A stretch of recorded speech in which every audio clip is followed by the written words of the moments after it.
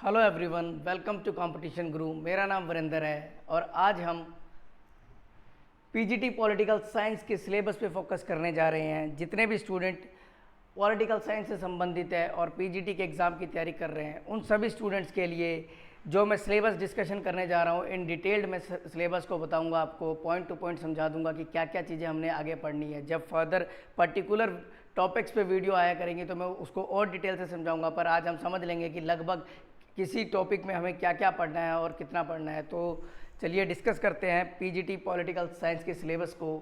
जो ये सिलेबस है, ये सिलेबस मेनली 3 पार्ट में डिवाइडेड है, जिसका पहला पार्ट है नॉलेज ऑफ सब्जेक्ट कंसर्न, जहाँ हम सीनियर सेकेंडरी लेवल का सिलेबस पढ़ते हैं, ठीक है जी। जो दूसरा पार्ट होगा वो ग्रेजुएट लेवल का पढ़ेंगे और तीसरा जो पढ़ेंगे हम पोस्ट ग्रेजुएट लेवल का पढ़ेंगे। तो जो सीनियर सेकेंडरी लेवल का सिलेबस है उसके अनुसार जो जो चीज़ें हमने पढ़नी है, उसमें सबसे पहला पॉइंट आता है पॉलिटिकल थ्योरी, ठीक है जी। सबसे पहले हम पॉलिटिकल थ्योरी पे फोकस करेंगे, जहां हम इसके मीनिंग और यूटिलिटी पे फोकस करेंगे, जहां हम जानेंगे कि ये जो टर्म है पॉलिटिकल थ्योरी, इसकी इमर्जेंस किस भाषा के शब्द से हुई है, उसका लिटरल मीनिंग क्या है, ठीक है जी। साथ ही जब हम फोकस करेंगे पॉलिटिकल थ्योरी पे तो हमारा मेन फोकस जो होगा वो कंसेप्ट पे होगा। हम पॉलिटिकल थ्योरी के जो बहुत ही ज़्यादा वैल्यूएबल कंसेप्ट है, जिनके बारे में एग्जाम में क्वेश्चन आते ही आते हैं, उन पे फोकस करेंगे। जो पहला कंसेप्ट हम पढ़ेंगे उसका नाम है राइट्स, जिसे हिंदी में अधिकार कहते हैं, और दूसरा जो पढ़ेंगे उसका नाम है लिबर्टी, जिसे हिंदी में स्वतंत्रता कहते हैं। तो चलिए आइए हम राइट्स के बारे में समझते हैं कि हमने भविष्य में राइट्स वाला जब टॉपिक पढ़ना तो उसमें क्या क्या पढ़ना है। तो थोड़ा बहुत मैंने यहाँ बता रखा है, जैसे कि राइट्स को अधिकार कहते हैं, मैंने आपको बता ही दिया हिंदी में। इसके हम टाइप्स पे फोकस करेंगे, जहाँ सबसे पहला जो टाइप है सिविल राइट, दूसरा ह्यूमन राइट और तीसरा नेचुरल राइट पे हम फोकस करेंगे। मतलब 3 तरह के जो अहम है टाइप, उन पे तो फोकस करना ही है। इनके अलावा भी और टाइप्स है, उन पे फोकस करेंगे, पर ये जो 3 अहम टाइप्स है इन पे हमारा कंप्लीट फोकस होगा, ठीक है जी। इसके उपरांत हम राइट्स की बात करें तो ह्यूमन राइट्स की बात ना करें कैसे हो सकता है, तो यूएन डिक्लेरेशन है जो ह्यूमन राइट्स का, उस पर फोकस करेंगे और जानेंगे कि जो यूएन डिक्लेरेशन है उसको 10 दिसंबर 1948 को अपनाया गया था। इस डिक्लेरेशन में एक प्रीएम्बल है और टोटल 30 आर्टिकल है, मतलब 30 तरह के राइट्स हैं जो आगे सब पार्ट्स में डिवाइड है। उनके बारे में हम डिटेल में समझेंगे कि कौन कौन से अधिकारों की बात कर रखी है उसमें, और बाद में हम इसके जो राइट है इससे संबंधित जो थ्योरीज हैं उनके बारे में पढ़ेंगे। जैसे कि मैंने यहाँ लिखा हुआ है, जो पहली थ्योरी जो मोस्ट इंपॉर्टेंट थ्योरी है उस पर फोकस करेंगे, वो है लिबरल थ्योरी। जब लिबरल थ्योरी पे फोकस करेंगे तो हम जॉन लॉक, ठीक है जी, जॉन लॉक के ऊपर फोकस करेंगे और उनके द्वारा बताए गए 3 मोस्ट इंपॉर्टेंट नेचुरल राइट्स पे फोकस करेंगे। और वो 3 मोस्ट इंपॉर्टेंट नेचुरल राइट्स है right to life,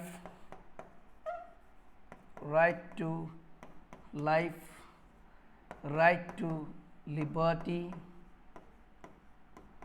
and right to property. ये 3 प्रकार के अधिकारों की लोग बात करते हैं, इन पे हमारा फोकस होगा। फिर हम जो दूसरी थ्योरी पढ़ेंगे वो लिबर्टेरियन थ्योरी है, जिनमें हम रॉबर्ट नोजिक जी के पॉइंट ऑफ व्यू को पढ़ेंगे कि इन्होंने अधिकारों को किस प्रकार डिफाइन किया है।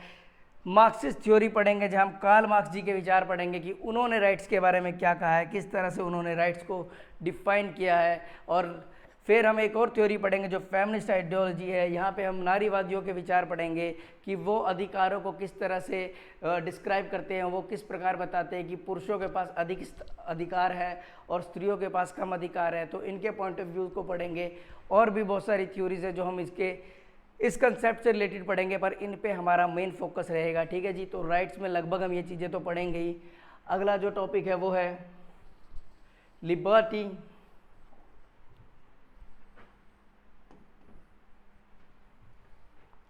तो जब हम लिबर्टी पे फोकस करेंगे, मैंने आपको इसका हिंदी में मतलब बता दिया कि लिबर्टी को हिंदी में स्वतंत्रता कहते हैं।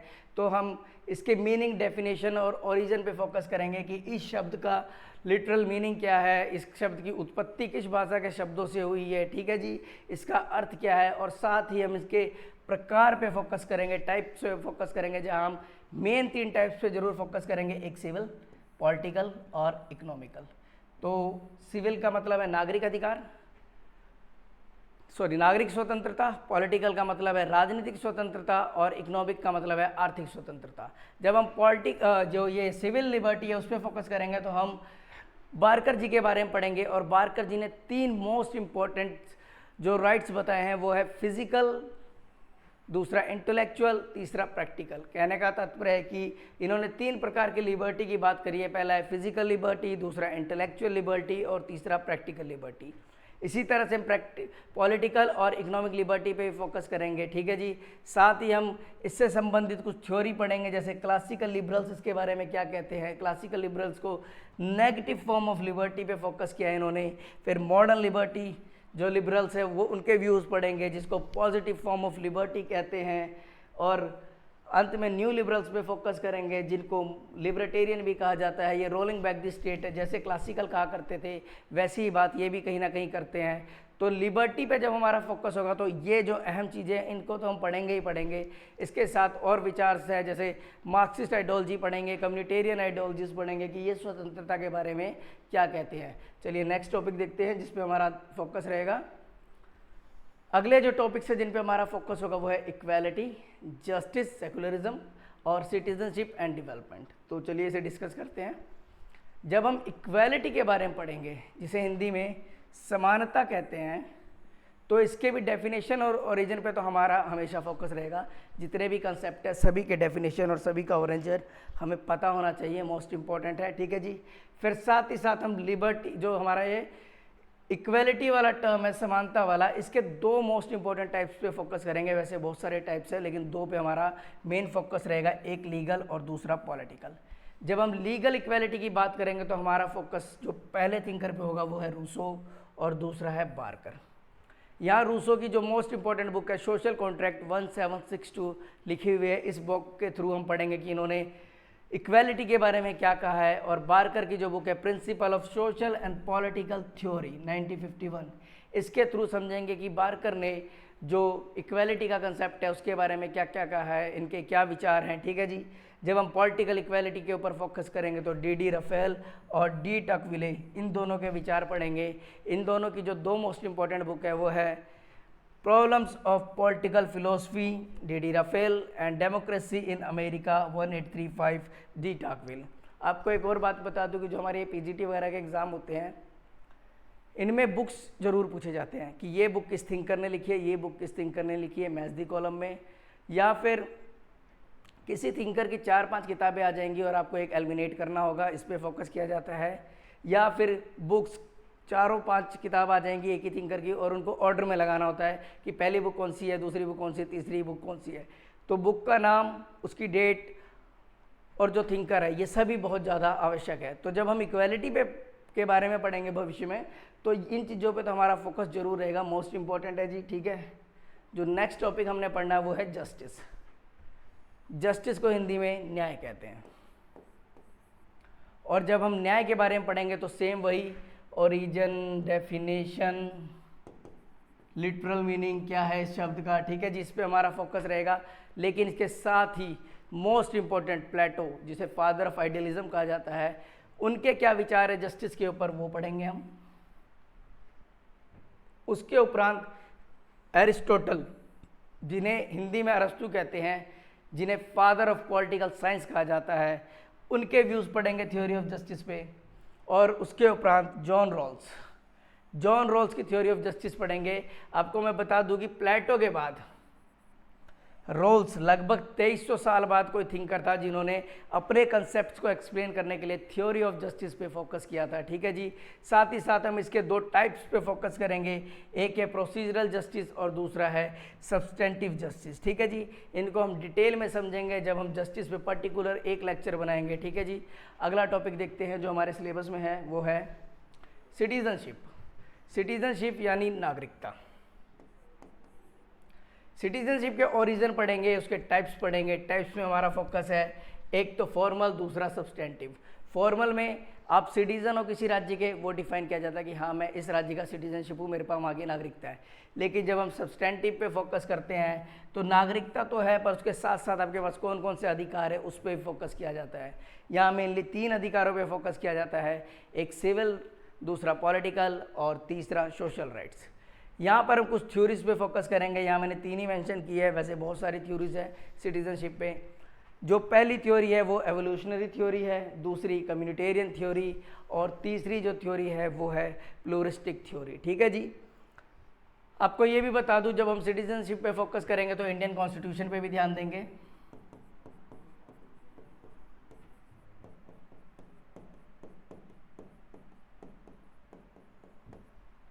और उसके जो आर्टिकल्स हैं जिसने सिटीजनशिप के बारे में बताया है उसके बारे में पढ़ेंगे। ठीक है जी। चलिए आगे देखते हैं अगला टॉपिक क्या है हमारे सिलेबस के हिसाब से। इसके बाद जो हमारा फोकस होगा वो इंडियन कॉन्स्टिट्यूशन पे होगा। इंडियन कॉन्स्टिट्यूशन, भारतीय संविधान। इस वाले सेक्शन से बहुत क्वेश्चन आते हैं एग्जाम में, इसकी नॉलेज होनी हर एक बच्चे को बहुत ज़रूरी है। तो इसमें जो जो हम पढ़ेंगे उस पर देखते हैं, ध्यान देते हैं एक बारी। आइए,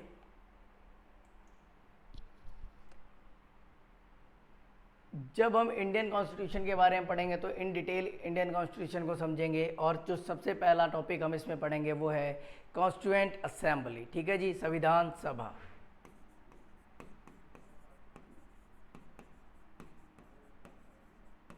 यहाँ हम समझेंगे कि संविधान सभा की पहली मीटिंग जो थी, फर्स्ट मीटिंग वो 9 दिसंबर 1946 को हुई थी, और इसकी जो लास्ट मीटिंग थी आई थिंक 24 जनवरी 1950 को हुई थी, जिस दिन पीएम जो हमारा संविधान उस पर साइन किया गया था, हस्ताक्षर लिए गए थे। ठीक है जी।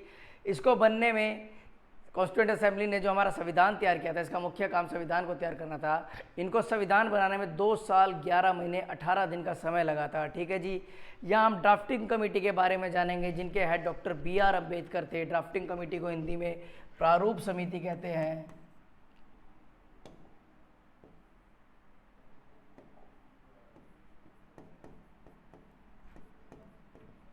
इसके बारे में समझेंगे कि इसने किस तरह से भारतीय संविधान को लिखने में अपना योगदान दिया था। इसके उपरांत जो हम दूसरा टॉपिक पढ़ेंगे उसका नाम प्रीएम्बल है, जिसको प्रस्तावना कहते हैं। प्रस्तावना को भारतीय संविधान की कुंजी आत्मा कह के पुकारा जाता है, यानी कि जितना कुछ भी हमारे संविधान में लिखा हुआ है उसका निचोड़ सारे का सारा प्रीएम्बल में है। प्रीएम्बल के जो कुछ 9-10 जो टर्म्स है या फिर कह लीजिए इंपॉर्टेंट शब्द है, उनको अगर हम समझ ले तो पूरे के पूरे संविधान को समझ सकते हैं। जो प्रीएम्बल है, आपको मैंने बता ही दिया कि भारतीय संविधान को कहीं ना कहीं उधार का थैला कहा जाता है। मतलब भारतीय संविधान में जो जो आर्टिकल्स या जो फीचर्स है वो हमने किसी ना किसी देश से बोरो किया है। अगर देखा जाए तो टोटल 10 देशों के नाम लिए जाते हैं, और एक 1935 का एक्ट उसके ऊपर संबोधन किया जाता है कि इनसे हमने अलग अलग चीज़ें ली है। अगर मैं देशों के नाम आपको गिनाऊँ तो पहला अमेरिका, दूसरा कनाडा, तीसरा ब्रिटेन, चौथा रशिया, पांचवा आयरलैंड, छठा जर्मनी, दक्षिण अफ्रीका, ऐसे करके टोटल 10 है। मैंने आप 7 आपको गिना दिए। ठीक है जी। लगभग 10 है देश जिनसे हमने कुछ ना कुछ अडॉप्ट किया है। ठीक है। और साथ ही साथ 1935 के एक्ट से भी हमने बहुत कुछ अडॉप्ट किया, गवर्नमेंट ऑफ इंडिया एक्ट 1935। तो हम जब प्रीएम्बल पढ़ेंगे तो जानेंगे कि प्रीएम्बल को फ्रांस और रशिया के प्रिंसिपल्स एवं यूएसए के प्रिंसिपल पे फोकस किया गया है, वहाँ के प्रिंसिपल्स के द्वारा इनको तैयार किया गया है। साथ ही हम जानेंगे कि जो हमारी प्रस्तावना है उसमें अब तक सिर्फ एक बार अमेंडमेंट हुआ है, सिंगल अमेंडमेंट हुआ है, वो 42nd कॉन्स्टिट्यूशनल अमेंडमेंट एक्ट 1976 के थ्रू आर्टिकल 368 का यूज़ करके ओनली 1 टाइम अमेंड किया गया है हमारे प्रीएम्बल को।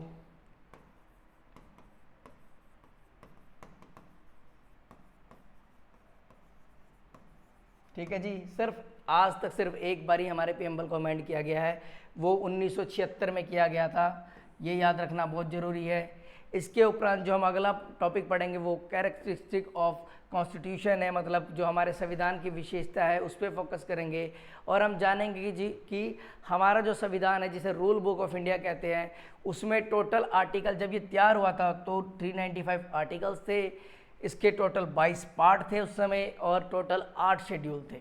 लेकिन आज वर्तमान समय में कहीं ना कहीं माना जाता है कि इसके 448 आर्टिकल्स हैं, इसमें 25 पार्ट्स हैं और 12 शेड्यूल है। ठीक है जी। इसी के साथ साथ हम इसके जो हमारे संविधान की विशेषता हैं, अहम तत्व हैं कि किस तरह से इसमें क्या बोलते हैं यूनिटरी फीचर्स वाले पॉइंट्स है, किस तरह से इसमें फेडरल फीचर्स वाले पॉइंट्स हैं, उन सारे तथ्यों को समझेंगे, सारे विशेषताओं को समझते हुए देखेंगे कि किस तरह से जो ये रूल बुक ऑफ इंडिया है वो हमारे अधिकारों की रक्षा करती है और इंडिविजुअल को वो एटमॉस्फेयर प्रदान करती है जिसके द्वारा वो अपना सर्वोत्तम विकास कर सकता है। ठीक है जी।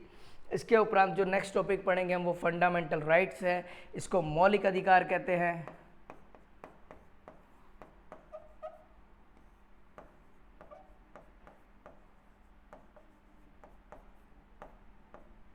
मौलिक अधिकार की बात करें तो इसका वर्णन इंडियन कॉन्स्टिट्यूशन के पार्ट 3 में किया गया है, जो कि आर्टिकल 12 से 35 मतलब भारतीय संविधान के अनुच्छेद 12 से 35 तक में जो भी आर्टिकल्स है वो भारतीय संविधान में मौलिक अधिकारों का वर्णन कर रहे हैं। और हमें जो वर्तमान समय में मौलिक अधिकार प्राप्त है वो टोटल 6 मौलिक अधिकार प्राप्त है, लेकिन आपको बता दूं पहले टोटल 7 मौलिक अधिकार हुआ करते थे। आर्टिकल 31 जो राइट टू प्राइवेट प्रॉपर्टी से रिलेटेड था, मतलब निजी संपत्ति का अधिकार जो था वो भी पहले विद्यमान था हमारे संविधान में, जिसे 44th कॉन्स्टिट्यूशनल अमेंडमेंट एक्ट 1978 के द्वारा रद्द कर दिया गया, अमेंड कर दिया गया। ठीक है जी। जो हमें 6 तरह के अधिकार प्राप्त हैं जिनसे व्यक्ति अपना सर्वोत्तम विकास करने में लगा हुआ है, वो 6 प्रकार के अधिकार इस प्रकार हैं। जो पहला अधिकार हमें प्राप्त है वो आर्टिकल 14 से 18 के बीच प्राप्त है, जिसे राइट टू इक्वेलिटी कहते हैं। आइए मैं लिख देता हूँ।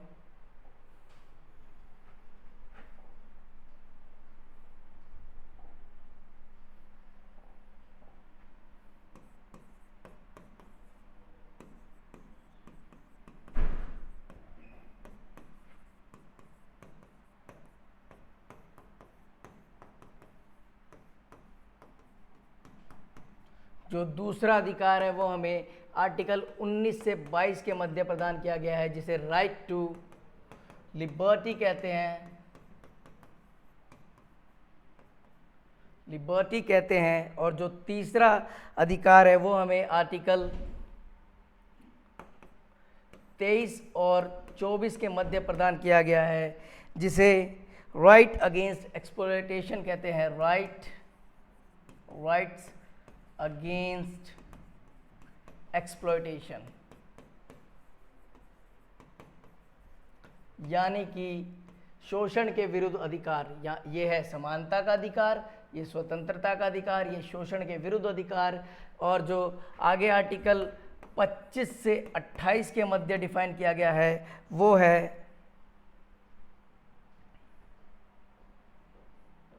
Right to freedom of religion.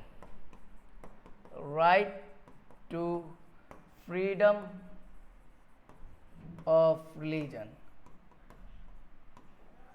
या कह दीजिए रिलीजियस फ्रीडम जो हमें प्राप्त किए गए हैं, प्रदान किए गए हैं भारतीय संविधान के द्वारा, वो आर्टिकल 25 से 28 के मध्य विद्यमान है। ठीक है जी। उसके बाद जो हमें नेक्स्ट राइट प्रदान किया गया है वो आर्टिकल 29 और 30 के दरमियान है, जिसे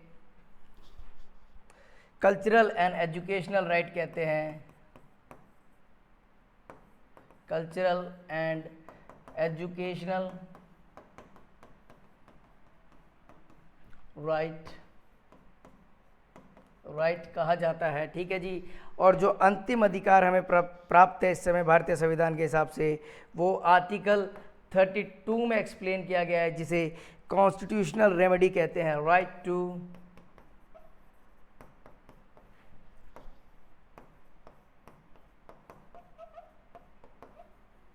कॉन्स्टिट्यूशनल रेमेडीज। इस तरह से अभी प्रेजेंट टाइम में, ठीक है जी, अभी प्रेजेंट टाइम में हमें टोटल 6 प्रकार के अधिकार प्राप्त हैं और इन आर्टिकल्स के दरमियान इन अधिकारों को एक्सप्लेन किया गया है। ठीक है जी।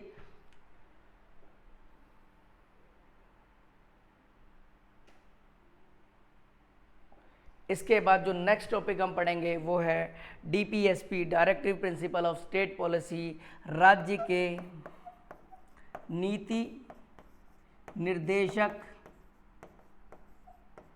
तत्व। ठीक है जी। ये हमने बेसिकली आयरलैंड से बोरो किए हैं और ये आर्टिकल 36 टू 51 में डिफाइन किए गए हैं, जो पार्ट 4 ऑफ इंडियन कॉन्स्टिट्यूशन है। आपको बता दूं कि ये वो अधिकार है जो राज्य अपनी इच्छा के हिसाब से यूज़ करता है। मैं बताना चाहूँगा कि जो मौलिक अधिकार है वो जस्टिफिएबल है। जस्टिफिएबल है मतलब न्यायपूर्ण है। अगर आपके कोई भी व्यक्ति अगर आपके मौलिक अधिकारों को, कोई व्यक्ति, कोई ऑर्गेनाइजेशन या एनीवन आपके मौलिक अधिकारों का हनन करता है, नुकसान पहुंचाता है, तो आप आर्टिकल 2 to 6 के थ्रू हाई कोर्ट जा सकते हो और आर्टिकल 32 के थ्रू सुप्रीम कोर्ट जा सकते हो कि मेरे मौलिक अधिकारों का उल्लंघन किया गया है। लेकिन जब राज्य के नीतिक निर्देशन तत्व है जो इनका उल्लंघन होता है तो आप कोर्ट नहीं जा सकते, ये न्यायपूर्ण नहीं है, नॉट जस्टिसिएबल वाले राइट्स है। ठीक है जी, तो यहाँ मैं लिख देता हूँ ये है जस्टिसिएबल।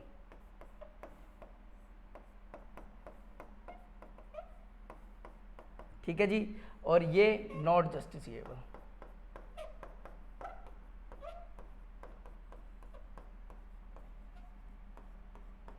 ठीक है जी, इसके दरमियान भी कुछ मोस्ट इंपॉर्टेंट आर्टिकल्स है, जैसे आर्टिकल 51 जो इंटरनेशनल ब्रदरहुड की बात करता है, आर्टिकल यूनिफॉर्म सिविल कोड वाला आर्टिकल है 45। ठीक है जी, जिनको हम पढ़ेंगे भविष्य में, जब डीपीएसपी में फोकस करेंगे तो इन डिटेल समझेंगे इनके बारे में। चलिए अगले टॉपिक की ओर ध्यान बढ़ाते हैं। अच्छा, मैं आपको एक बताना भूल गया था कि जब हम पीएमबल को पढ़ेंगे तो पीएमबल में जो मोस्ट इंपॉर्टेंट फैक्ट्स है, मतलब जो टर्म्स में बताया था जिन पे हमारा फोकस रहेगा, वो है sovereign, socialist, secular, democratic and republic. इन पांचों तत्वों को हम एक्सप्लेन करेंगे जो हमारे पीएमबल में लिखा गया है कि इंडिया संप्रभु है, मतलब प्रभुसत्ता संपन्न है, समाजवादी है, पंथ निरपेक्ष है, लोकतांत्रिक है और रिपब्लिक है, गणराज्य है। ठीक है जी, इनके मतलब को समझेंगे। उसके बाद जो अन्य तत्वों पे फोकस रहेगा कि जस्टिस की बात कहाँ कर रखी है, न्याय की बात, लिबर्टी की बात कहाँ करी हुई है, लिबर्टी से क्या तात्पर्य है, किस तरह की लिबर्टी की बात कर रहे हैं, ये कौन कौन सी लिबर्टी हमें प्रदान कर रहे हैं, इक्वालिटी, समानता किन किन चीज फील्ड में कर रहे हैं, जैसे स्टेटस एंड अपॉर्चुनिटी के फील्ड में समानता की बात हो रही है, फ्रेटर्निटी मतलब भाईचारे की बात कहाँ कर रखी है। ठीक है जी, इन चीज़ों पे हमारा फोकस रहेगा जब हम पीएमबल के बारे में पढ़ेंगे। तो ये एलिमेंट्स है जो पीएमबल के मोस्ट इंपॉर्टेंट है, ये भी ध्यान से देख लीजिए। इसके उपरांत जो हम नेक्स्ट टॉपिक पढ़ेंगे वो है फेडरलिज्म। फेडरलिज्म में मेनली हम सेंटर स्टेट रिलेशनशिप पे फोकस करते हैं। किस पे फोकस करते हैं? Centre and state relationship. आपको मैं बता दूं, यूनियन ऑफ स्टेट कहा जाता है इंडिया को अंडर आर्टिकल 1। ठीक है जी, ये फैक्ट है जो हमारे इंडियन कॉन्स्टिट्यूशन का आर्टिकल 1 है, उसके दरमियान बताया गया कि इंडिया यूनियन ऑफ स्टेट है। यहाँ पे जब हम सेंटर स्टेट की रिलेशनशिप की बात करते हैं और फेडरलिज्म की बात करते हैं तो यहाँ दो एलिमेंट्स में वो होता है, टकराव होता है, एक यूनिटरी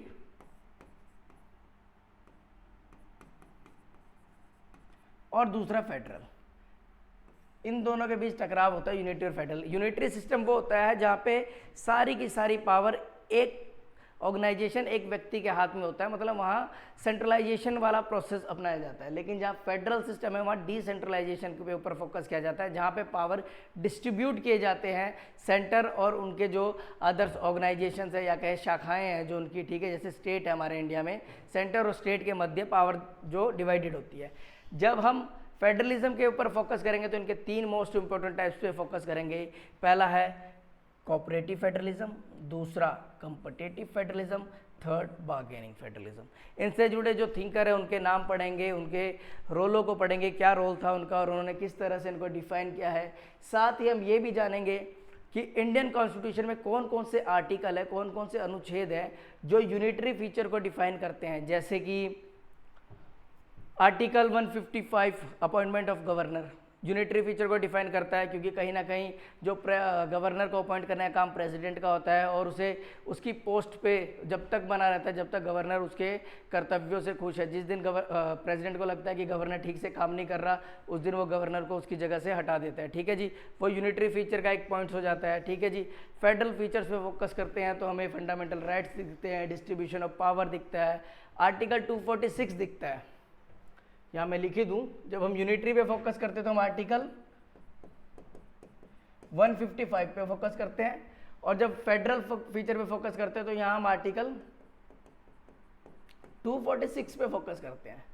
246 के अंदर जो हमारे संविधान के जो सारे सब्जेक्ट्स हैं उनको 3 लिस्ट में डिवाइड कर दिया गया है। पहला है फेडरल, दूसरा है स्टेट लिस्ट और तीसरा है कॉन्करेंट लिस्ट। इन तीनों लिस्टों में सारे विषय दिए गए जिन पे राज्य काम करता है। जो यूनियन लिस्ट कहें या फेडरल लिस्ट कहें, उसके अंदर जो सब्जेक्ट है उन पे संघ कानून बनाता है। जो स्टेट लिस्ट है उस पे सभी के सभी राज्य कानून बनाते हैं।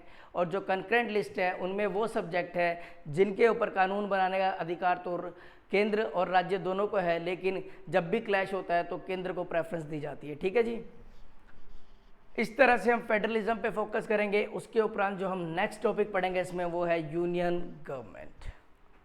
जब हम यूनियन गवर्नमेंट के बारे में पढ़ेंगे तो हम जानेंगे कि ये इंडियन कॉन्स्टिट्यूशन के पार्ट 5 आर्टिकल 51 टू 151 के बीच दरमियान, मतलब इन आर्टिकल्स के दरमियान यूनियन गवर्नमेंट की बात की गई है। और जब यूनियन गवर्नमेंट पे फोकस करेंगे तो सबसे पहले हम प्रेसिडेंट के बारे में पढ़ेंगे। प्रेसिडेंट जिन्हें राष्ट्रपति कहा जाता है, इनके बारे में समझेंगे। हम जानेंगे कि भारत के जो पहले राष्ट्रपति थे डॉक्टर राजेंद्र प्रसाद, उनके नाम के बारे में जानेंगे। जो करंट में भारत के राष्ट्रपति है, प्रेसिडेंट है द्रौपदी मुर्मू, उनके बारे में जानेंगे।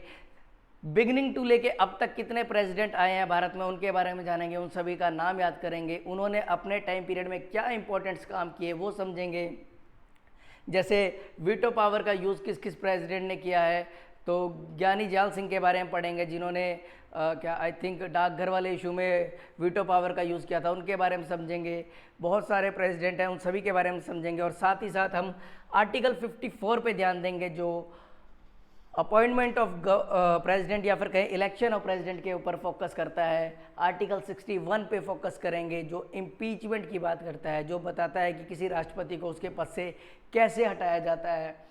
हम राष्ट्रपति के शपथ के बारे में पढ़ेंगे, ओथ के बारे में पढ़ेंगे कि राष्ट्रपति को ओथ कौन दिलाता है और वो किस बात की ओथ लेते हैं। साथ ही साथ इनके वीटो पावर्स के बारे में जानेंगे, वीटो पावर्स के टाइप्स के बारे में जानेंगे। ठीक है जी, इनके आर्टिकल 123 पे फोकस करेंगे। ठीक है जी, बहुत सी चीज़ें हैं जो हम मेन है प्रेसिडेंट के बारे में, वो सब याद करेंगे। इसके उपरांत जो नेक्स्ट टॉपिक है वो है काउंसिल ऑफ मिनिस्टर या कहे प्राइम मिनिस्टर। तो भारत के पहले प्रधानमंत्री या प्राइम मिनिस्टर, उनका नाम था पंडित जवाहरलाल नेहरू। और जो आज भारत के करंट प्राइम मिनिस्टर हैं उनका नाम है नरेंद्र दामोदर दास मोदी। ठीक है जी, मैं आपको ये फैक्ट बता दूं। उसके उपरांत बताऊं, जब हम काउंसिल ऑफ मिनिस्टर पे फोकस करेंगे या फिर इस वाले सेक्शन पे फोकस करेंगे तो आर्टिकल 74 टू लेके 78 पे हमारा मुख्य दायरा होगा। और हम जानेंगे कि जो पीएम है वो किस तरह से काउंसिल ऑफ मिनिस्टर एवं प्रेसिडेंट के बीच में एक ब्रिज का काम करता है। जो काउंसिल ऑफ मिनिस्टर जो काम करते हैं, जो नियम बनाते हैं, उनको प्रेसिडेंट तक पहुंचाने का काम प्राइम मिनिस्टर का होता है। साथ ही साथ हम समझेंगे कि किस तरह से प्राइम मिनिस्टर को अपॉइंट किया जाता है, मतलब प्राइम मिनिस्टर अपने पद को ग्रहण करते हैं, प्राप्त करते हैं। ठीक है जी, ये भी जानेंगे कि प्राइम मिनिस्टर बनने के लिए कितनी आयु सीमा चाहिए। ठीक है जी, मतलब लोकसभा का मेंबर बनने के लिए क्या एज लिमिट है और राज्यसभा का मेंबर बनने के लिए क्या एज लिमिट है, वो भी समझेंगे। ठीक है जी, इसके उपरांत हम पार्लियामेंट पे फोकस करेंगे। इसे संसद कहते हैं हिंदी में। आपको एक फैक्ट बता दूं कि नॉर्मली लोग मानते हैं, नॉर्मली ऐसे ही मान लिया जाता है कि पार्लियामेंट, संसद, लोकसभा और राज्यसभा 2 ही अंग हैं इसके, लेकिन संसद के टोटल 3 अंग हैं। एक राष्ट्रपति प्रेसिडेंट, लोकसभा और राज्यसभा। जब भी कोई कानून बनाया जाता है तो वो पहले एक सदन में पास होता है, फिर दूसरे सदन में पास होता है, और अंत में जब तक उसको प्रेसिडेंट उस पर साइन नहीं करता वो कानून नहीं बनता। तो प्रेसिडेंट, राष्ट्रपति भी पार्लियामेंट का एक मोस्ट इम्पॉर्टेंट अंग है। यहाँ हम लोकसभा के से संबंधित सारे आर्टिकल समझेंगे, लोकसभा की टोटल स्ट्रेंथ समझेंगे। ठीक है जी, लोकसभा का इलेक्शन कैसे होता है वो समझेंगे। राज्यसभा के बारे में पढ़ेंगे, राज्यसभा से संबंधित आर्टिकल्स पे फोकस करेंगे। साथ ही जानेंगे कि जो राज्यसभा है वो कितने साल के लिए काम करता है। जैसे लोकसभा हर 5 साल बाद भंग कर दी जाती है, लेकिन राज्यसभा 6 साल तक काम करती है। ये एक परमानेंट हाउस है जो कभी डिसॉल्व नहीं होती। लोकसभा डिसॉल्व हो जाती है। ठीक है जी, राज्यसभा के टोटल जो मेंबर्स हैं उनके बारे में पढ़ेंगे कि टोटल कितनी स्ट्रेंथ है राज्यसभा की। इसके उपरांत जो टॉपिक हम फोकस करेंगे उसका नाम है सुप्रीम कोर्ट। सुप्रीम कोर्ट को हिंदी में सर्वोच्च न्यायालय कहा जाता है, सुप्रीम कोर्ट को हिंदी में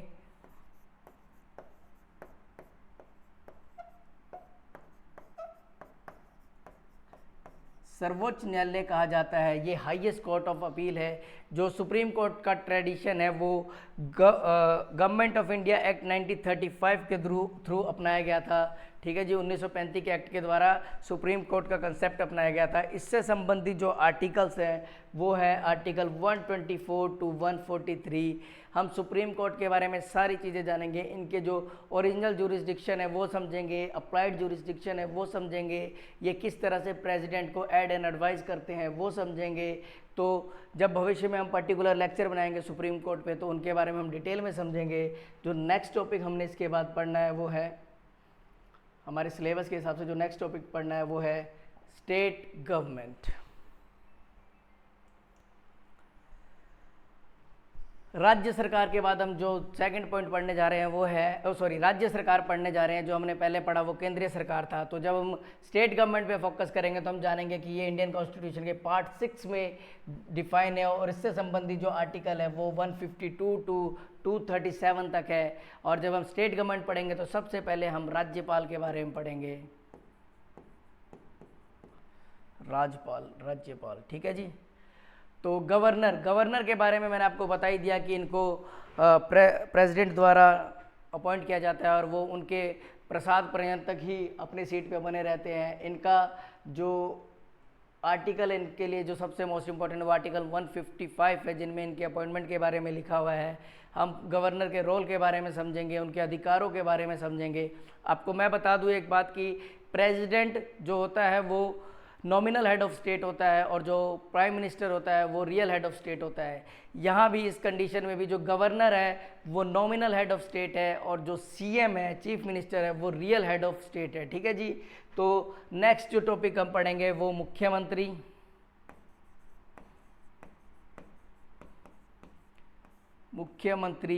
एवं मंत्री परिषद के बारे में पढ़ेंगे। ठीक है जी। तो जो काउंसिल ऑफ मिनिस्टर है वो किस तरह से फॉर्म होता है इस पे फोकस किया जाएगा। वही काउंसिल ऑफ मिनिस्टर एवं गवर्नर के बीच में जो लिंक का काम करते हैं वो चीफ मिनिस्टर है। यहाँ हम समझेंगे कि आर्टिकल 164 चीफ मिनिस्टर के अपॉइंटमेंट की बात करता है। हम आर्टिकल 165 पे भी फोकस करेंगे जो एडवोकेट जनरल के ऊपर फोकस करता है। पीछे हमने आर्टिकल 76 मिस कर दिया।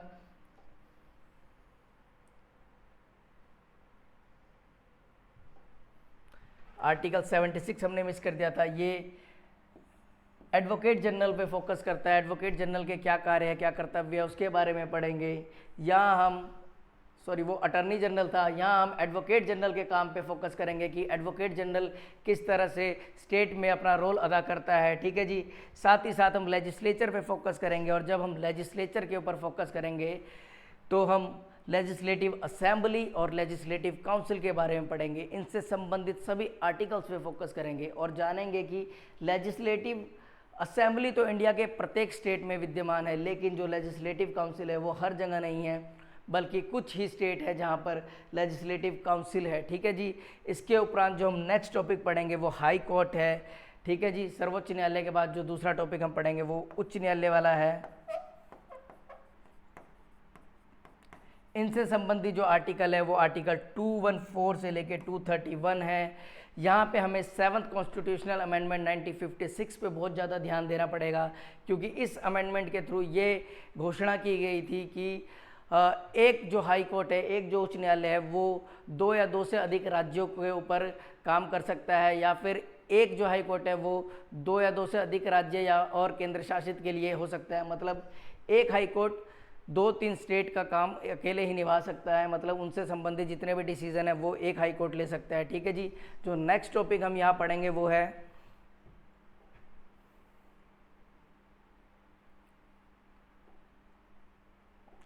Local government.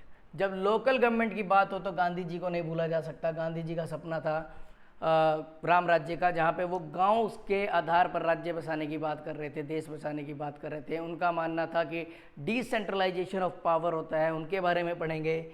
साथ ही साथ हम पहला जो टॉपिक पढ़ेंगे वो पंचायती राज पढ़ेंगे। यहाँ पर हम इससे संबंधित अलग अलग कमिटीज़ पे फोकस करेंगे, जैसे BR Mehta committee, Ashok Mehta committee, JVK committee, LM Singhvi committee, PK Thungon committee, बहुत सारी कमेटियाँ हैं। मैं भी 5 ही कमेटियों के नाम बता रहा हूँ। आगे भविष्य में हम सारी कमेटियों के बारे में पढ़ेंगे, उनसे संबंधित तारीख पढ़ेंगे, उनकी बताई हुई बातें पढ़ेंगे, ठीक है जी। जैसे बलवंत राय मेहता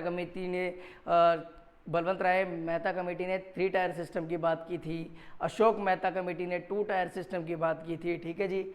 जो ये पंचायती राज व्यवस्था है वो 73rd कॉन्स्टिट्यूशनल अमेंडमेंट एक्ट 1992 के थ्रू अपनाया गया था। ये पार्ट 9 ऑफ इंडियन कॉन्स्टिट्यूशन है और इससे संबंधित जो आर्टिकल है वो 243 से लेके 243O तक है और ये 11th schedule of Indian constitution में बताया गया है और टोटल 29 सब्जेक्ट है जिन पे पंचायती राज इंस्टीट्यूशन कार्यरत है, ठीक है जी। इसके उपरांत हम अर्बन लोकल सेल्फ गवर्नमेंट के बारे में पढ़ेंगे, यानी म्युनिसिपल कॉर्पोरेशन के बारे में पढ़ेंगे। जो 74th कॉन्स्टिट्यूशनल अमेंडमेंट एक्ट 1993 के द्वारा आया गया था, इससे संबंधित जो आर्टिकल्स हैं वो 243P2 लेके 243ZZ तक हैं। यहाँ हम समझेंगे कि इसको 12th शेड्यूल में डिफाइन किया गया है। टोटल जो विषय हैं इससे संबंधित वो 18 है और ये part 9A of the Indian constitution में है, ठीक है जी। इसके उपरांत जो हम नेक्स्ट टॉपिक पढ़ने जाएंगे वो इंडियन पॉलिटिक्स है। इंडियन पॉलिटिक्स से संबंधित जितने भी मुद्दे हैं उन पे फोकस किया जाएगा। यहाँ पे जो सबसे पहला मुद्दा है वो चैलेंजेस ऑफ नेशन बिल्डिंग है। जैसा कि हम सभी जानते हैं कि 15 अगस्त 1947 को भारत देश आज़ाद हुआ था। उसके उपरांत भारत के सामने क्या क्या समस्याएं थी और किस तरह से भारत ने अपने राष्ट्र निर्माण पर जोर दिया, उसके ऊपर ध्यान दिया जाएगा। यहाँ हम समझेंगे कि जो सबसे बड़ी समस्या थी वो इकोनॉमिकली थी, क्योंकि हमें आर्थिक रूप से बिल्कुल ही कमज़ोर कर दिया गया था। जो दूसरी समस्या वो हम पढ़ेंगे कल्चरल डाइवर्सिटी के बारे में, जहाँ पे भाषा, लैंग्वेज, रिलीजन के आधार पर जो डाइवर्सिटी थी उस पर फोकस किया जाएगा। फिर कम्युनल रॉयट्स हुए थे, सांप्रदायिक दंगे हुए थे, उनसे क्या क्या नुकसान हुआ था उसके बारे में हम समझेंगे। इसके उपरांत जो हम नेक्स्ट टॉपिक पढ़ते हैं वो है पार्टी सिस्टम। तो जब हम दल प्रणाली पढ़ेंगे तो हम जानेंगे कि इंडिया में कितने प्रकार की दल प्रणाली है। यहाँ मेनली 2 प्रकार की लिखी है मैंने, एक है नेशनल पार्टी और दूसरा है रीजनल पार्टी। जब हम नेशनल पार्टी पढ़ेंगे तो उनके कुछ नाम मैंने लिखे, एग्जाम्पल लिखे हैं। जैसे सबसे पुरानी नेशनल पार्टी है इंडियन नेशनल कांग्रेस, जिसे INC कहते हैं, ये 1885 में बनी है। दूसरी BJP भारतीय जनता पार्टी, तीसरी BSP भारतीय समाजवाद पार्टी, चौथी CPI communist party of India, 1925 में बनी थी ये, मतलब ये सेकंड पार्टी थी जो आज़ादी के बाद अपना रोल अदा कर रही थी। अगली पार्टी है CPIM communist party of India Marxist, जो 1964 में बनी थी, ठीक है जी। ये अहम पार्टियां, इनके अलावा भी और नेशनल पार्टी है जिनके ऊपर हमारा ध्यान होगा। ये कब बने, इनका नेशनल फ्लैग क्या है, मतलब नेशनल सिंबल क्या है, उस पर फोकस करेंगे, ठीक है जी। किस तरह की इनकी आइडियोलॉजीज़ है, किस तरह की विचारधारा पे ये फोकस करते हैं वो समझेंगे। साथ ही साथ हम कुछ रीजनल पार्टीज़ के बारे में भी जानेंगे कि इंडिया में कितनी रीजनल पार्टीज़ हैं, ठीक है जी। इसके उपरांत हम जो अगला टॉपिक पढ़ेंगे वो recent development in Indian politics पे फोकस करेंगे कि क्या क्या चेंजेस, क्या क्या बदलाव आफ्टर इंडिपेंडेंस इंडिया में आए।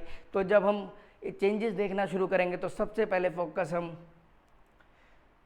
1962 पे करेंगे, जहाँ पे इंडिया चाइना वॉर के बारे में पढ़ेंगे। 1965 इंडिया पाकिस्तान वॉर, 1971 बांग्लादेश को बनाने में हमने किस तरह से रोल अदा किया, 1974 फर्स्ट टाइम जब हमने न्यूक्लियर एक्सपेरिमेंट किया था, 1975 जब इंदिरा गांधी जी ने देश में एमरजेंसी लगा दी थी, 1998 जब इंडिया ने अटल बिहारी वाजपेयी जी की सरकार के दौरान 5 न्यूक्लियर एक्सपेरिमेंट 2 बार में करके अपने आप को न्यूक्लियर देश के रूप में साबित किया था। इन सारे डिटेल्स को पढ़ेंगे। टिल अब तक 2023 तक क्या क्या चेंजेस हुए हैं, रीसेंट डेवलपमेंट्स क्या क्या क्या हैं, वो सारी बातें हम इस टॉपिक में पढ़ेंगे, ठीक है जी।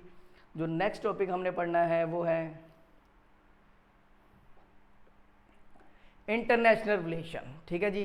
12th क्लास में पॉलिटिकल साइंस की एक पर्टिकुलर बुक है जहाँ पे हम इंटरनेशनल रिलेशन के बारे में पढ़ते हैं। तो सबसे पहला टॉपिक जो हम फोकस करेंगे वो है कोल्ड वॉर, शीत युद्ध, इसे कहते हैं शीत युद्ध। जब भी हम शीत युद्ध के बारे में पढ़ने जाएंगे तो हमें सबसे पहले ये जान लेना है कि ये हुआ क्यों, क्या कारण थे जी शीत युद्ध के। तो इसके रूट्स कहीं ना कहीं हमें फर्स्ट वर्ल्ड वॉर 1 जो 1914 से 1918 के दरमियान हुए थे वहाँ देखने को मिलता है। जब ये युद्ध खत्म होता है तो लीग ऑफ नेशन क्रिएट किया जाता है जिसका काम होता है शांति स्थापना करना, और वर्साइलेस ट्रीटी होती है। वर्साइलेस ट्रीटी होती है, इस ट्रीटी के दरमियान जर्मनी को कसूरवार समझाया जाता है फर्स्ट वर्ल्ड वॉर का, ठीक है जी।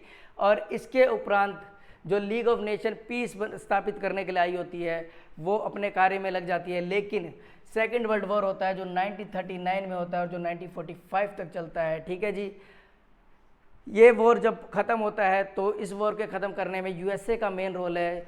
यूएसए ने हिरोशिमा और नागासाकी जापान के 2 देशों पे परमाणु बम गिराकर ये युद्ध समाप्त करने में अहम भूमिका निभाई थी, ठीक है जी। जब ये युद्ध खत्म हो जाता है, जब ये युद्ध खत्म हो जाता है तो उसके उपरांत 2 पावर इमर्ज होकर आती है पूरे विश्व में, वो है यूएसए एंड यूएसएसआर, ठीक है जी। बेसिकली जो ये कोल्ड वॉर है ये वेपन्स वाला वॉर नहीं है बल्कि आइडियोलॉजिकल वॉर है। 2 आइडियोलॉजीज पे फोकस था, एक यूएसए की जो कैपिटलिस्ट आइडियोलॉजी है और जो दूसरा यूएसएसआर की सोशलिस्ट आइडियोलॉजी है, ठीक है जी। पूरा का पूरा विश्व, एंटायर विश्व 2 पार्ट में डिवाइड हो गया था। एक था वेस्टर्न ब्लॉक और दूसरा था ईस्टर्न ब्लॉक, ठीक है जी। इसके बाद अगला जो हम टॉपिक पढ़ेंगे वो है एंड ऑफ कोल्ड वॉर। यहाँ पे हम जानेंगे कि शीत युद्ध का समापन कैसे हुआ, उसका अंत कैसे हुआ। यहाँ पे हम मोस्ट इंपॉर्टेंट पॉइंट्स पढ़ेंगे जैसे कि 1962 क्यूबन मिसाइल संकट, 3 अक्टूबर 1990 जर्मनी का रीयूनाइट होना, 1991 डिज़ोल्व होना यूएसएसआर का, ईस्टर्न ब्लॉक का डिज़ोल्व होना, ठीक है जी। इन चीज़ों पे हमारा फोकस रहेगा। इनके अलावा और भी तत्व हैं जो मोस्ट इंपॉर्टेंट फैक्ट्स हैं वो भी पढ़ेंगे, पर इन चीज़ों के बारे में तो हमने पढ़ना ही है इस टॉपिक में। अगला जो टॉपिक हमने पढ़ना है वो अमेरिकन हेजेमनी इन कंटेम्प्रेरी वर्ल्ड सिनारियो पढ़ेंगे। तो आपको बता दूं, जब ईस्टर्न ब्लॉक समाप्त हो गया था, यूएसएसआर समाप्त हो गया था, तो एकमात्र यूएसए ही पूरे विश्व में बचा था जो सुप्रीम पावर था, सुपर पावर था। और किस तरह से उसने अपने वर्चस्व को आगे बढ़ाया, तो जो इसकी हेजेमनी हम देखेंगे वो हम मिलिट्री एस्पेक्ट में देखेंगे, ठीक है जी। टेक्नोलॉजी के एस्पेक्ट में देखेंगे, इकोनॉमिक डेवलपमेंट के एस्पेक्ट में देखेंगे कि किस तरह से इसका आर्थिक विकास होता आ रहा है, और कल्चरल एस्पेक्ट में देखेंगे जहाँ पर यूएसए की संस्कृति को बाकी देश अपनाने में लगे हुए हैं, ठीक है जी। और भी बहुत कुछ पढ़ेंगे पर ये 4 एलिमेंट्स पे बहुत ज़्यादा फोकस होगा। इंस्ट्रूमेंट एंड चेंजेस पे फोकस किया जाएगा अगले टॉपिक में। जो नेक्स्ट टॉपिक हम पढ़ेंगे वो है इंटरनेशनल ऑर्गेनाइजेशन। मोस्ट इंपॉर्टेंट है जी, आज के समय में इंटरनेशनल ऑर्गेनाइजेशन का बहुत ज़्यादा रोल है। और जो सबसे पहला ऑर्गेनाइजेशन हम पढ़ेंगे वो है यूएन, जिसको यूनाइटेड नेशन या फिर कहें संयुक्त राष्ट्र कहते हैं, संयुक्त राष्ट्र, ठीक है जी। लीग ऑफ नेशन जो बनाया गया था फर्स्ट वर्ल्ड वॉर के बाद, वो कहीं ना कहीं शांति स्थापना में काबिल साबित नहीं हुआ, क्योंकि सेकेंड वर्ल्ड वॉर हो जाता है फर्स्ट वर्ल्ड वॉर के बाद। तो वो समाप्त करके एक नया ऑर्गेनाइजेशन बनाया जाता है जिसका नाम लीग ऑफ नेशन यूएन रखा जाता है, यूनाइटेड नेशन रखा जाता है। इसके चार्टर पे साइन हुआ था 26 जनवरी 1945 को, और ये इन्फोर्स हुआ था 24 अक्टूबर 1945 को। अगर पूछा जाए यूएन कब बना तो वो है 24 अक्टूबर 1945 को। जब यूएन के बारे में पढ़ेंगे तो हम बहुत कुछ पढ़ेंगे, पर मोस्ट इम्पोर्टेंट के 6 ऑर्गेनाइजेशन पे हमारा फोकस रहेगा। वो है general assembly, security council, UN economic and social council, trusteeship council, international court of justice and UN secretariat. इन 6 के बारे में हम डिटेल में पढ़ेंगे, इनके क्या काम है, इनके कितने मेंबर है, ये कब कब फॉर्म किए गए थे, ठीक है जी। वो सारी बातें हम ध्यान से पढ़ेंगे। इसके उपरांत जो हम नेक्स्ट टॉपिक पढ़ेंगे वो है ईयू, यूरोपियन यूनियन, ठीक है जी, या कहे यूरोपियन संघ। जो यूरोपियन यूनियन है उसकी सिचुएशन वर्ल्ड वॉर 1 के बाद बहुत ज़्यादा बुरी थी, ठीक है जी। लेकिन ट्रूमैन डॉक्ट्रिन और मार्शल प्लान ये दो पॉलिसीज़ थी जिन्होंने कहीं ना कहीं यूएन को दोबारा से पुनर्जीवित करने का काम किया था। यहाँ पर हम समझेंगे कि OEEC जो एक ऑर्गेनाइजेशन था 1948 का, वो कैसे स्टेप बाय स्टेप इवॉल्व होता रहा और 1993 में एक मैनचेस्टर ट्रीटी की गई जिसके थ्रू EU इमर्ज होके आया। अगर EU की इस्टेब्लिशमेंट डेट पूछे तो वो है 1 नवंबर 1993। यहाँ हम EU के बहुत सारे पॉइंट्स पढ़ेंगे, बहुत सारे फैक्ट्स पढ़ेंगे, इनके अदर कमिटीज़ पढ़ेंगे, इनके ब्रांचेस पढ़ेंगे। ठीक है जी। जो नेक्स्ट टॉपिक हमने पढ़ना है वो है आसियान। तो जब हम आसियान पढ़ेंगे तो सबसे पहले हम आसियान का मतलब पढ़ेंगे। आसियान की फुल फॉर्म है association of south east Asian nation, दक्षिण एशियाई क्षेत्रीय सहयोग संगठन। हिंदी में इसे कहते हैं दक्षिण एशियाई क्षेत्रीय सहयोग संगठन। ठीक है जी। इसकी स्थापना 1967 में हुई थी। इसके टोटल 10 मेंबर हैं। इसके हेडक्वार्टर के बारे में हम पढ़ेंगे कि इसका हेडक्वार्टर, आसियान का हेडक्वार्टर आई थिंक जकार्ता में है, वो पढ़ेंगे हम। ठीक है जी। साथ ही साथ समझेंगे कि इसके आज टोटल 10 मेंबर हैं, पर 5 ऐसे मेंबर हैं जो इसके फाउंडिंग मेंबर हैं जिनके द्वारा आसियान इस्टेब्लिश किया गया था। और उन 5 मेंबरों को जब भी हमें याद करना है तो हम एक शॉर्ट फॉर्म या शॉर्ट की याद कर लेते हैं। बड़ा ही आसान है। इम्पोर्टेंट को हम शॉर्ट में IMP लिखते हैं और आगे ST। ठीक है। Indonesia, Malaysia, Philippines, Singapore, Thailand, ये 5 वो देश हैं जिन्होंने आसियान को इस्टेब्लिश करने में मोस्ट इम्पॉर्टेंट भूमिका निभाई। इसके बाद हम आसियान के अदर फैक्ट्स पढ़ेंगे, इनके इससे संबंधित जो ऑर्गेनाइजेशंस है उसके बारे में पढ़ेंगे। ठीक है जी। और अब जो नेक्स्ट टॉपिक हमारे सिलेबस में है वो है SAARC, South Asian Association for Regional Cooperation. ठीक है जी। South Asian Association for Regional Cooperation इसकी फुल फॉर्म है। इसको इस्टेब्लिश किया गया था 1885 में। इसका हेडक्वार्टर काठमांडू में है, काठमांडू, नेपाल। इसके टोटल 8 मेंबर है। इसके 7 प्राइमरी मेंबर थे जो इसके बनते इसके साथ जुड़े थे।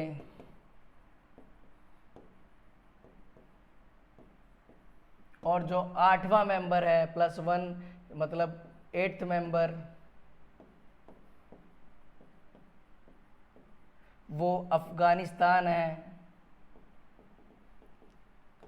अफ़गानिस्तान है। अगर आपके इनके मेंबर्स याद करने की कोशिश करनी है तो बड़ा आसान है। इंडिया का मैप रख लीजिए, इंडिया को सेंटर में रखिए, भारत इसके चारों तरफ जो इसके देश बसे हुए वही इसके मेंबर है। भारत, नेपाल, भूटान, श्रीलंका, पाकिस्तान, अफ़गानिस्तान, ये इसके मेंबर स्टेट हैं। ठीक है। टोटल 8 मेंबर है। और इसके बारे में जब हम पढ़ेंगे तो इससे संबंधित जो 2 मोस्ट इंपॉर्टेंट ऑर्गेनाइजेशंस हैं, जो 2 ट्रीटियाँ हुई हैं इनसे, वो है एक साप्ता और एक साफ्टा। इनके बारे में डिटेल पढ़ेंगे कि कब कब इनको इस्टेब्लिश किया गया था और इनका क्या रोल था, किस लिए इनको इस्टेब्लिश किया गया था, इंडिया की सार्क में क्या भूमिका है, उसके बारे में हम पढ़ेंगे। और साथ ही साथ हम देखेंगे कि सार्क आज किस प्रकार से अपना जो रोल है, जो इसकी भूमिका है, वो धीरे धीरे खोता जा रहा है। ठीक है, वो पढ़ेंगे। इसके बाद जो हम नेक्स्ट टॉपिक पढ़ेंगे वो है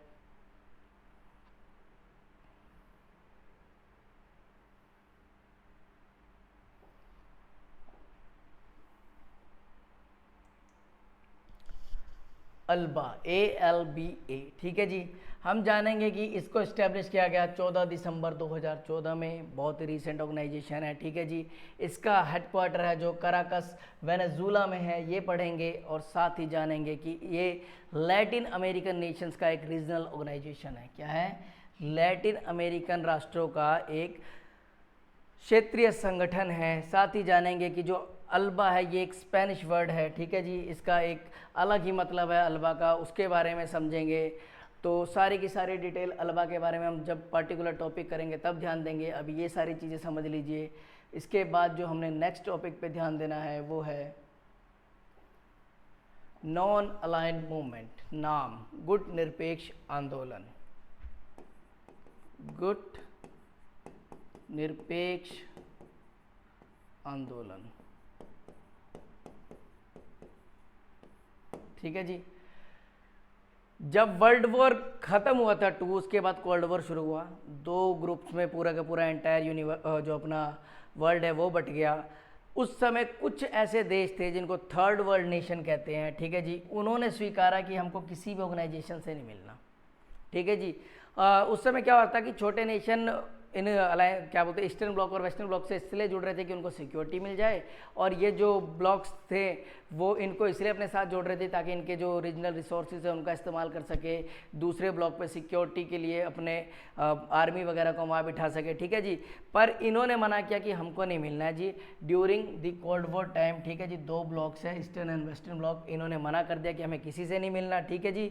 और स्वतंत्र रहने की बात की, ये नेशन थे एशिया, अफ्रीका और लैटिन अमेरिका। फिर हम इनके 5 फाउंडेशन मेंबर या जिन्होंने नाम को इस्टेब्लिश करने में, गुट निरपेक्ष आंदोलन को इस्टेब्लिश करने में अहम रोल अदा किया है, उनके बारे में जानेंगे। जहाँ पे नेहरू, सुकर्णो, नासिर, नुक्रमा और टिटो के बारे में जानेंगे। 5 मोस्ट इंपॉर्टेंट पर्सनैलिटीज़ हैं। इंडिया से नेहरू, इंडोनेशिया से सुकर्णो, इजिप्ट से नासिर, घाना से नुक्रमा और यूगोस्लाविया से टिटो। ये 5 वो अहम सदस्य थे जिन्होंने गुट निरपेक्ष आंदोलन की नींव रखी, नाम की नींव रखी जी, ठीक है। इसके उपरांत जो हम नेक्स्ट टॉपिक पढ़ेंगे वो है फॉरेन पॉलिसी ऑफ इंडिया। विदेश नीति की बात करें तो जब भी हम भारत की विदेश नीति की बात करेंगे तो आज़ादी के टाइम से फोकस करेंगे, और पंडित जवाहरलाल नेहरू जी का नाम बहुत अहम है क्योंकि ये फर्स्ट पीएम ऑफ इंडिया थे और ये ही first foreign minister of India भी थे। इन्होंने भारत की फॉरेन पॉलिसी पे बहुत ज़्यादा महत्वपूर्ण योगदान दिया। इनकी हम पंचशील ट्रीटी के बारे में पढ़ेंगे जो कि 1954 में हुई थी इंडिया और चाइना के मध्य। इनके बनाए हुए जो सोशलिस्ट प्रिंसिपल है उस पर फोकस करेंगे, ठीक है जी। ये टिल 1964 तक इंडिया के प्राइम मिनिस्टर रहे थे। ड्यूरिंग इस टाइम पीरियड में इन्होंने क्या क्या किया वो सारी बातें समझेंगे। Objective of Indian foreign policy क्या है वो समझेंगे कि हमारा जो विदेश नीति है उसका सबसे प्रमुख लक्ष्य क्या होता है, ठीक है जी। वैसे तो सभी जानते हैं कि राष्ट्र का फ़ायदा करना, राष्ट्र का डेवलप करना देश को, वही सबसे बड़ा ऑब्जेक्टिव होता है। तो ये सारी चीज़ें हम समझेंगे वहाँ पे।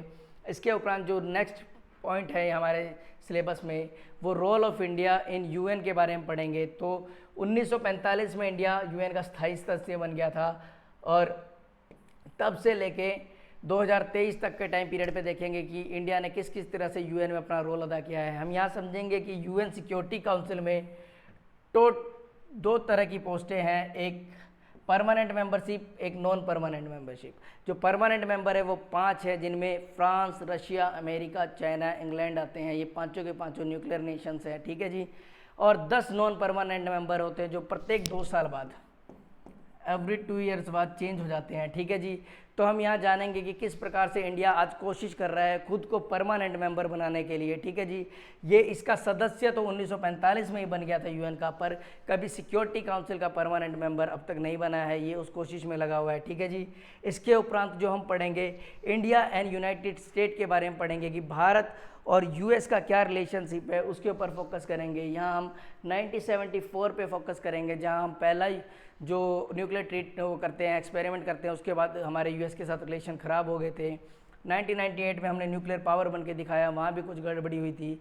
फिर 1, 2, 3 एग्रीमेंट 2005 पे फोकस करेंगे, जहाँ इंडिया और यूएसए के बीच जो ट्रीटीज़ हुई है जिससे जो हमारा दोस्ताना माहौल है वो ठीक होने लगा है। रिसेंट टाइम में मोदी गवर्नमेंट के ड्यूरिंग इस टाइम पीरियड पे किस तरह से हमारा यूएस के साथ रिलेशनशिप ठीक हो रहा है वो पढ़ेंगे। इंडिया ने नॉन अलाइनमेंट मूवमेंट में क्या योगदान दिया, जवाहरलाल नेहरू जी का क्या योगदान था वो पढ़ेंगे। Challenges before Indian foreign policy की, भारत की जो फॉरेन पॉलिसी है उसके सम्मुख कौन कौन से चेतावनियां हैं, जो समस्याएं हैं वो आती रहती हैं, उसके ऊपर फोकस करेंगे। तो फ्रेंड्स जो ये पहला यूनिट था ना, जो सीनियर सेकेंडरी वाला लेवल था, उसमें टोटल यही सारे टॉपिक है। और इसके बाद जो अगला है वो है graduate level, knowledge of subject concern, ठीक है। और उसके उपरांत जो तीसरा टॉपिक है वो है नॉलेज ऑफ सब्जेक्ट कंसर्न, मतलब पोस्ट ग्रेजुएट लेवल, ठीक है जी। इन दोनों पे हम फर्दर नेक्स्ट वीडियो बनाएंगे। आज जितना कुछ है वो इसी वीडियो में है, मतलब जो भी है हमने पहला यूनिट समझा है तो एक बार रिवाइज कर लेते हैं। मैं हमेशा कहता हूँ कि रिवाइज करना बढ़िया रहता है, रिवाइज करने से हम चीज़ों को अच्छी तरह से समझते हैं। तो जो हम इस अब तक पढ़ चुके हैं वो है पॉलिटिकल थ्योरी, उसका emergence, literature meaning, literal meaning पढ़ेंगे। राइट्स के ऊपर फोकस करेंगे, राइट्स के टाइप्स पे फोकस करेंगे। Human rights, UN declaration of human rights पे फोकस करेंगे, उससे संबंधित थ्योरीज पे फोकस करेंगे। जो जॉन लॉक के 3 मोस्ट इंपॉर्टेंट नेचुरल राइट्स हैं उन पे फोकस करेंगे। Right to life, liberty and property पे फोकस करेंगे। लिबर्टी पे जाए तो हम उसके मीनिंग और इमर्जेंस पे फोकस करेंगे। 3 तरह के टाइप पे, सिविल, पॉलिटिकल एंड इकोनॉमिक्स पे फोकस करेंगे। इससे जुड़े हुए जो व्यूज़ है, क्लासिकल जिसे नेगेटिव, मॉडर्न जिसे पॉजिटिव, और न्यू लिबर्टेरियन जिसे न्यू लिबरल व्यूज़ कहते हैं, उसके बारे में पढ़ेंगे कि इन्होंने स्वतंत्रता के बारे में क्या क्या कहा है। इसके उपरांत हम समानता पे फोकस करेंगे। यहाँ 2 तरह की समानता पे मेन फोकस रहेगा, एक लीगल, दूसरा पॉलिटिकल। यहाँ रूसो और बार्कर की बुकों के बारे में बताया हमने। डी राफेल और डी टाकविल की मोस्ट इंपॉर्टेंट बुक्स पे हमने फोकस किया।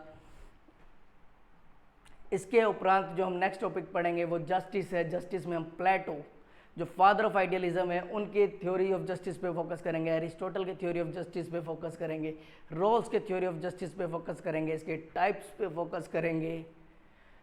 सिटीजनशिप के बारे में पढ़ेंगे, इससे संबंधित थ्योरीज को फोकस करेंगे, जैसे evolutionary theory, communication theory, pluralist theory, liberal theory, Marxist theory. वो सारी थ्योरीज पढ़ेंगे कि उन्होंने क्या क्या कहा है सिटीजनशिप के बारे में। इसके उपरांत जो हम पढ़ेंगे वो है इंडियन कॉन्स्टिट्यूशन। हमने पढ़ा, जहाँ पे हम कॉन्स्टिट्यूशन असेंबली के बारे में पढ़ेंगे कि इसने संविधान को बनाने में किस तरह से अहम रोल अदा किया। प्रस्तावना के बारे में पढ़ेंगे, जाना हमने कि एक ही बार इसमें चेंज हुआ है, ठीक है जी। प्रस्तावना से संबंधित जो इम्पोर्टेंट टर्म्स है उनके बारे में पढ़ा। Sovereign, socialist, secular, democratic, Republic, justice, liberty, equality पे फोकस किया। साथ ही साथ हमने जो कैरेक्टरिस्टिक है कॉन्स्टिट्यूशन के, जहाँ पे हमने जाना कि पहले इतने आर्टिकल थे अब इतने हो गए हैं, पहले इतने पार्ट थे अब इतने हो गए हैं, पहले इतने शेड्यूल थे अब इतने हो गए हैं, ठीक है।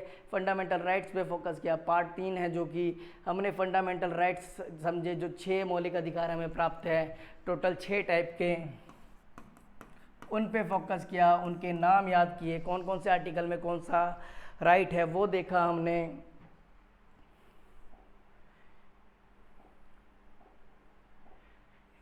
इसके उपरांत हमने directive principle of state policy पे फोकस किया, जो आयरलैंड से लिया गया। हमने जाना कि फंडामेंटल राइट है वो जस्टिसिएबल है, और जो डीपीएसपी है वो नॉट जस्टिसिएबल है, नॉन जस्टिसिएबल है जी।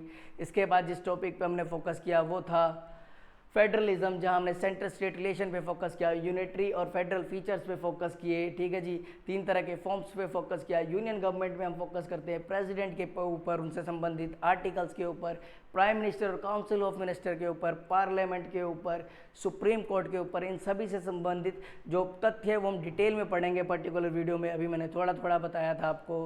फिर स्टेट गवर्नमेंट पे फोकस करेंगे, जो पार्ट 6 है, जहाँ पे हम governor, chief minister, council of minister, legislature and high court पे फोकस करेंगे। इनसे संबंधित मोस्ट इंपॉर्टेंट आर्टिकल्स पे हमारा ध्यान रहेगा भविष्य में। फिर हमने लोकल गवर्नमेंट पे फोकस किया। देखिए, पहले यूनियन, फिर स्टेट, फिर लोकल, तीनों की तीनों गवर्नमेंट्स आ गई। डिस्ट्रीब्यूशन ऑफ पावर पे फोकस हो गया, ठीक है जी। यहाँ पंचायती राज, जो अर्बन लोकल सेल्फ गवर्नमेंट है, उस पर फोकस किया जाएगा। 73rd और 74th कॉन्स्टिट्यूशनल अमेंडमेंट एक्ट पे हमने फोकस किया। उसके बाद हम इंडियन पॉलिटिक्स पे फोकस करते हैं, जहाँ हम चैलेंजेस ऑफ नेशन बिल्डिंग के ऊपर फोकस करते हैं कि आज़ादी के बाद कौन कौन सी चैलेंजेस थे जिनका हमने सामना किया। हम पार्टी सिस्टम के बारे में पढ़ेंगे, जहाँ 2 तरह के पार्टी सिस्टम यहाँ लिखे हैं और भी हैं जो हम पढ़ेंगे। पार्टीज़ के एग्जाम्पल पढ़ेंगे। रीसेंट डेवलपमेंट में फोकस करेंगे कि आज़ादी से लेकर अब तक भारत में क्या क्या चेंजेस हुए हैं। इंटरनेशनल पॉलिटिक्स में हम कोल्ड वॉर के बारे में पढ़ेंगे, एंड ऑफ कोल्ड वॉर के बारे में पढ़ेंगे। फिर जब कोल्ड वॉर ख़त्म होता है, मतलब यूएसएसआर तबाह हो जाता है, तो अमेरिका का हेजिमनी के बारे में पढ़ेंगे कि वो किस तरह से हेजिमन बना और कौन कौन से फील्ड में उसने अपने आप को एज अ हेजिमनी प्रूफ किया। उसके बाद इंटरनेशनल ऑर्गेनाइजेशन में यूएन के बारे में पढ़ेंगे, जो लीग ऑफ नेशन के फेल होने के बाद बना था, उससे संबंधित उसके 6 अंगों के बारे में पढ़ा हमने। यूरोपियन यूनियन के बारे में पढ़ा, उसके फॉर्म होने की डेट 1 नवंबर 1993 पे फोकस किया हमने। इसके बाद हमने आसियान पे फोकस किया, association of south east Asian nation के फॉर्मेशन के बारे में पढ़ा। इसको और डिटेल में समझेंगे जब हम पर्टिकुलर लेक्चर बनाएंगे। सार्क के बारे में पढ़ा, south Asian Association for Regional cooperation पे फोकस किया, इसका मुख्यालय देखा, इसकी फॉर्मेशन डेट देखी, आगे डिटेल में समझेंगे। अल्वा के बारे में जाना, जो कि 2014 में फॉर्म हुआ है, बहुत ही रिसेंट ऑर्गेनाइजेशन है। नाम के बारे में समझा, जहाँ पे हमने देखा कि third world countries Asia, Africa और लैटिन अमेरिका ने किस तरह से दोनों ग्रुपों में से ईस्टर्न और वेस्टर्न दोनों अलाइंसेस से बाहर रहने का सोचा था। यहाँ 5 मोस्ट इंपॉर्टेंट पर्सन के बारे में पढ़ा। फिर हमने फॉरेन पॉलिसी ऑफ इंडिया में फोकस किया कि जवाहरलाल नेहरू जी के क्या रोल है, वो first foreign minister of India थे। ऑब्जेक्टिव देखा हमने क्या है हमारे फॉरेन पॉलिसी के। इंडिया का रोल देखा यूएन में टिल 1945, जब हम यूएन के मेंबर बने थे तब से लेके अब तक। इंडिया और यूनाइटेड स्टेट का रिलेशन देखा, नॉन अलाइनमेंट में इंडिया का रोल देखा, और साथ ही हमने challenges before Indian foreign policy के बारे में समझा। तो इस तरह से जो पहला सेक्शन है जो कि सीनियर सेकेंडरी लेवल है वो ख़त्म होता है। अगले सेक्शन में हम graduate level and post graduate level के बारे में पढ़ेंगे। सिलेबस को हम इन डिटेल समझेंगे कि क्या क्या हमने पढ़ना है। तो फ्रेंड्स, आज की वीडियो में इतना ही। Thank you friends, thank you so much.